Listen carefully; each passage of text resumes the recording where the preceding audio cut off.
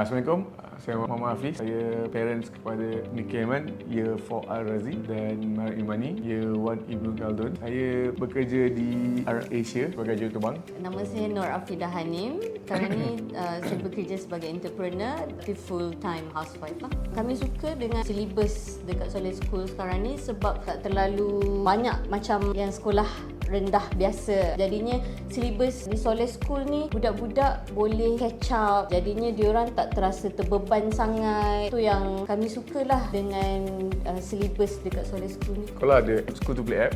So apa-apa homework ataupun apa-apa announcement semua dah dalam tu. Kami sukalah dengan nampak progress di Soleh School, dari mana sokongan cikgu tu, keprihatinan cikgu dekat anak-anak kami. Contohnya Mariam, mula-mula masuk darjah 1 tu dia belum pandai baca lagi. Tapi sekolah ambil inisiatif untuk bagi extra class pada Mariam, fokus pada 3M kan, membaca, menulis dan mengira. So alhamdulillah now Mariam better dah dekat sini. Mikael, dia memang jenis confident, tapi bila dia masuk ni dia lagi more confident, and baru-baru ni dia masuk Inventors Club. Kami pun terkejut dia sendiri yang nak join. Macam adik dia yang Mariam pula, dia seorang pemalu, tapi bila dia start join sekolah, nampaklah dia dah start nak ke depan, dia boleh start present, dia start boleh nak bercakap depan orang.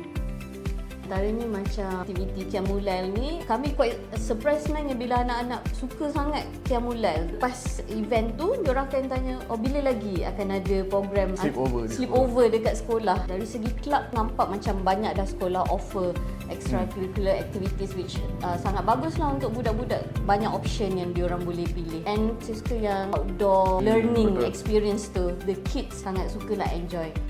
Improve banyak peningkatan sebab kita tahu sekolah bukan macam sekolah biasa, dia macam kedai sekolah. Nampaklah start dah buat ada a lot of classes, dia nak tambah lagi secondary, tambah lab semua. So better lah. Semenjak anak kami masuk daripada darjah 1 darjah 4 ni memang nampak ada pembaikan lah daripada segi aspek sekolah itself, kelas, even admin pun. So memang it's improving lah tiap-tiap tahun.